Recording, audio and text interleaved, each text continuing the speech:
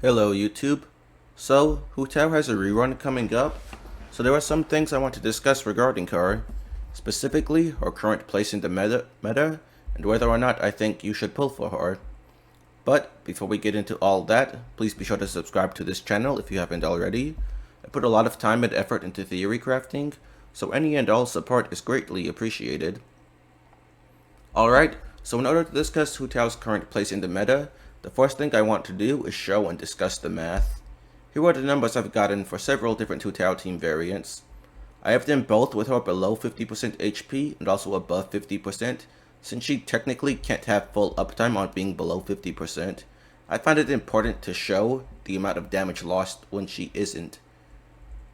The VV Vape teams, however, are above 50% HP in both calcs, because those teams use Bennett, so getting below 50% is basically impossible. From these calcs, we can see that when she is below 50% HP, her team DPS is extremely competent, easily having some of the highest single target DPS of any team I've ever calculated under these standards. However, if she is above 50% HP, the numbers go down to being pretty average. So she should be below 50% HP the majority of the time if you're not using a healer or a shielder, but with a healer it's basically impossible, and with a shielder it can also be pretty difficult, especially with the micro healing from Zinc Show, and also if you use her burst at all. So this is something that can result in her performance in practice not being as good as it is on paper.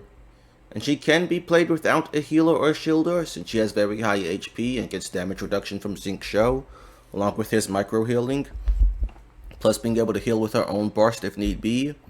However, because she drains her own HP by a lot every rotation, and wants to play below 50% health, she can be very risky to play without healing or shielding, especially against particularly hard-hitting enemies, which are quite common in the Abyss nowadays. Another thing we can see by looking at the math here is that VV Vape isn't actually stronger than Hu Tao's other teams. A misconception I have been seeing with Hu Tao is that VV Vape is her strongest team, but while Hu Tao is below 50% HP, VV Vape is doing less DPS than all her other teams. While she's above 50% HP, this changes, but even then it's barely ahead. VV Vape Hu Tao is actually a team that I do not recommend at all, as it is full of many practical issues. Take the VV Vape team with Yelan for example. The rotation for this team separates Yelan's skill from her burst for the setup. This will cause her to either miss her particles and have massive energy issues, or have to stay on the field longer to catch them, extending the rotation further. Kazuha's burst also expires very early into Hu Tao's field time here, leaving Yelan as the only source of Hydro application. Now Yelan is enough Hydro application for Hu Tao, however if anything goes wrong at all and you end up with Pyro as the aura, you are going to have a very hard time getting Hydro back, and your damage is basically ruined if that happens. Also, about half of this team's rotation is spent on the setup, and very often you will need to extend the setup, since the setup here is extremely fragile and can easily go wrong. When this happens, it very often results in Yelan's burst expiring before Hu Tao's field time is up, and her last few combos not actually getting vaporized. Plus, using Bennett also makes her team circle impact, which is an issue that her other teams do not have. Another issue is that since you aren't using Zinc Show here, Hu Tao will get interrupted much more frequently. This can result in massive amounts of damage being lost as well. As an example of this team's flaws, when I did my Hu Tao teams versus the Abyss video a few days ago, VV Vape with Yelan was by far the slowest out of all of her teams against Magu Kenki, taking 52 seconds to clear it with a C1 R1 Hu Tao, while the other teams I used for her mostly did it around 38 to 45 seconds. I spent 10 minutes straight resetting to get the best time I could here. VV Vape Hu Tao does feel more consistent with Zinc Show in my experience, mainly because with him, if the setup needs to be extended, his duration is high enough to still last Hu Tao's entire fill time. That, and because his Hydro is much faster than Yelan's, you have little to no risk of Pyro overtaking Hydro. However, the team's output potential with Zinc Show is significantly lower than Yelan. So overall, VV Vape is not a team that I would recommend to basically anyone. The only real benefit is this team is that it has a very high ceiling with things like Yelan C2 plus Elegy and C2 Freedom Sworn Kazuha, so it ends up being a common high-cost speedrun team for Hu Tao. However, all of the problems I pointed out about the team still exist even there. The speedruns you may have seen with this team doing very well likely reset hundreds, if not over 1,000 times to make it look that good. Resetting is of course the norm with speedrunning, but this team is likely to need to do it significantly more times than other teams. So, I don't recommend this team to anyone other than super hardcore speedrunners that want to speedrun specifically with Hu Tao. Now, despite the flaws of VV Vape, as we can see in the math, Hu Tao still has a pretty nice degree of flexibility within her teams. Since her team is already fully functioning with just herself and Double Hydro, the fourth slot can be flexed around depending on what you have available and what is ideal for the specific content. Options listed here such as Zhongling, Toma, Kazuha, and Faishal are all relatively close to each other. This room for flexibility also gives her a good chance to work well with future units, and is a big part in how she has managed to stay competent for so long. But I've seen some people argue that she isn't really competent anymore, and by that, I mean that some people argue that Hu Tao has been power crept by Hyperbloom. The main logic behind this argument from what I've seen is that Hyperbloom is a single target focused team just like Hu Tao, but is capable of doing more damage without needing all the effort that Hu Tao needs, such as mechanically challenging combos and high investment into talents and artifacts. In order to analyze how much truth there is to this, I have prepared math for Hyperbloom as well. There are many different Hyperbloom teams out there, but for the sake of this video, the one I have calculated is Nahida, Kuki, Yelan, Xingqiu. Since one of the main arguments in favor of Hyperbloom power creeping Hu Tao is lower investment, I have this team calculated without any 5-star weapons, and everyone at talent level 9 instead of crowned. Calculated this way, we can see that this team comes out to about 64k DPS, which is extremely impressive considering the investment level. I have also calculated Hu Tao's teams at equivalent investment level, no 5-star weapons, anywhere on the team, and level 9 talents instead of crowns. As we can see, none of Hu Tao's teams do the same DPS as the Hyperbloom team at this investment level.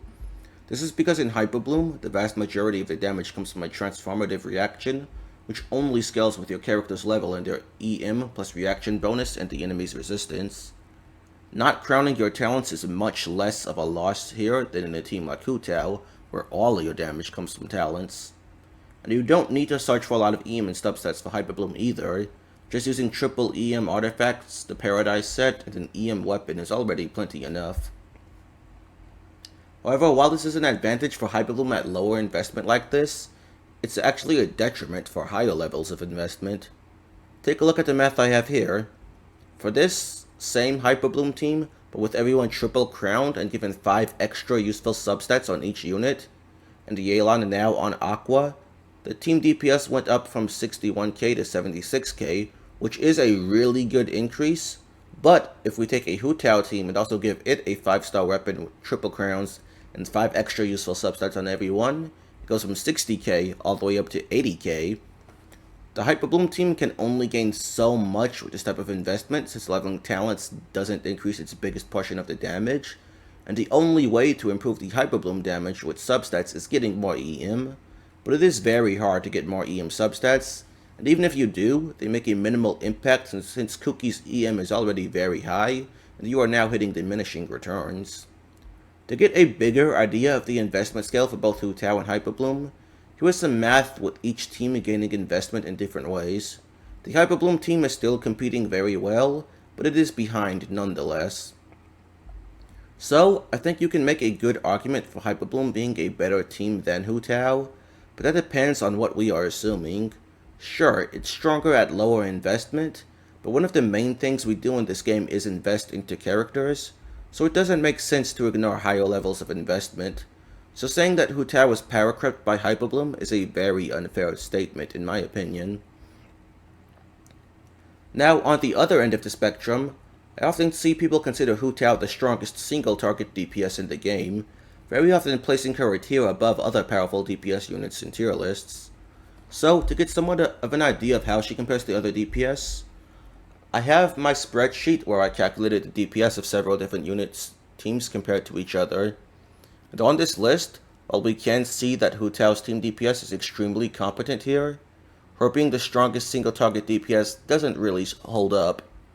I normally don't show 100% collision Zhao on this list because I feel like it can very easily mislead people since he can only get that in very specific scenarios against bosses with big enough hitboxes for it to be possible. But if he does get this, then his single target DPS is actually quite far ahead of everyone else, including Hu Tao. And you can find evidence of this by watching videos on YouTube and such of just how quickly he defeats bosses such as Asamayan and Aeon Blight Drake. But even without 100% collision, Zhao himself is pretty close to Hu Tao here, while several other characters are also close behind, then several other characters are ahead of her as well.